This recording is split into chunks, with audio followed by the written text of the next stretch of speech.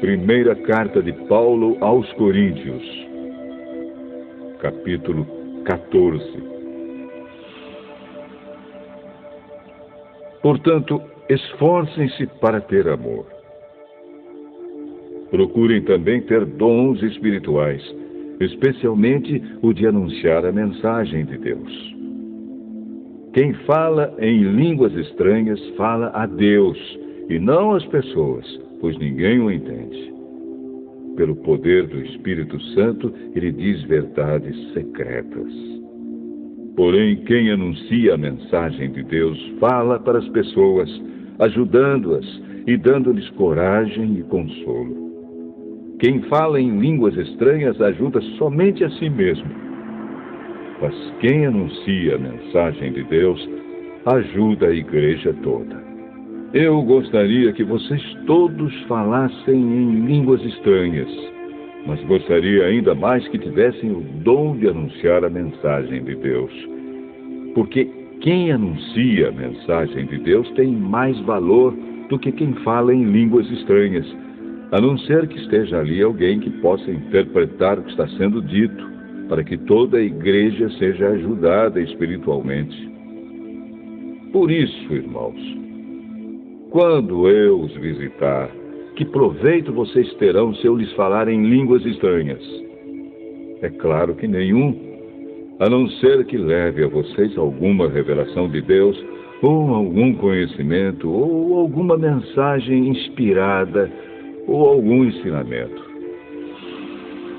Por exemplo, além da voz humana, existem os instrumentos musicais, como a flauta e a harpa. Se os sons não saírem com toda clareza, como poderá alguém saber o que está sendo tocado em um ou outro desses instrumentos? Se quem toca a corneta não der um som bem claro, quem se preparará para a batalha? Assim também, como é que os outros vão entender o que vocês estão dizendo se a mensagem por meio de línguas estranhas não for clara? Vocês estariam falando para o vento. No mundo há muitas línguas diferentes, mas cada uma faz sentido. Porém, se eu não entendo a língua na qual alguém está falando comigo, então quem fala essa língua é estrangeiro para mim, e eu sou um estrangeiro para ele.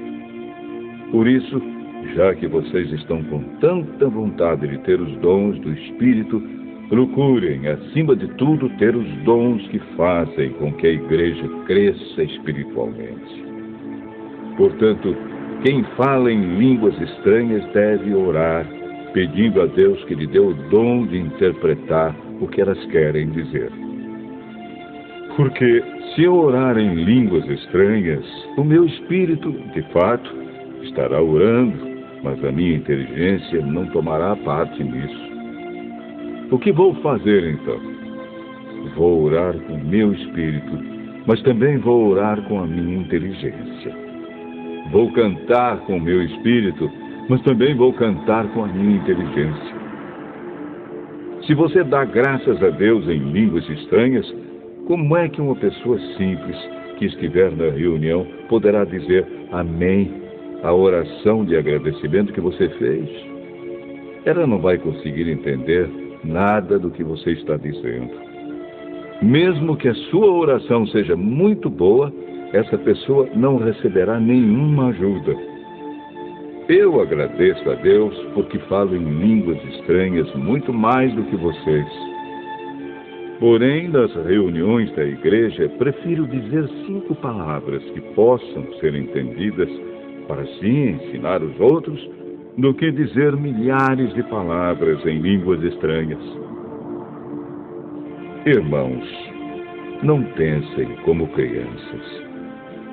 Sejam como crianças para o que é mal, mas sejam adultos no seu modo de pensar. Nas Escrituras Sagradas está escrito: por meio de pessoas que falam em línguas estranhas, eu falarei a este povo, diz o Senhor. Falarei por meio de lábios estrangeiros, mas assim mesmo meu povo não me dará atenção. Portanto, o dom de falar em línguas estranhas é um sinal de Deus para os descrentes e não para os cristãos. Mas o dom de anunciar a mensagem de Deus é um sinal para os cristãos e não para os descrentes. Imaginem que a igreja esteja reunida e todos comecem a falar em línguas estranhas. Se chegarem ali algumas pessoas simples ou descrentes, será que não vão dizer que vocês estão loucos? Mas, se todos estiverem anunciando mensagens de Deus e entrar ali um descrente ou alguém que seja simples, ele vai ouvir o que vocês estão dizendo e se convencer do seu pecado. E ele será julgado pelo que ouvir. Os seus pensamentos secretos serão revelados. E ele vai se ajoelhar e adorar a Deus, dizendo: Deus está mesmo no meio de vocês. Portanto, meus irmãos, o que é que deve ser feito? Quando vocês se reúnem na igreja, um irmão tem um hino para cantar, outro, alguma coisa para ensinar, outro, uma revelação de Deus, outro, uma mensagem em línguas estranhas, e ainda outro, a interpretação dessa mensagem. Que tudo seja feito para o crescimento espiritual da igreja. Se algum de vocês falar em línguas estranhas, então que apenas 2 ou 3 falem, um depois do outro, e que alguém interprete o que está sendo dito. Mas, se não houver ninguém que possa interpretar, então fiquem calados e falem somente consigo mesmos e com Deus.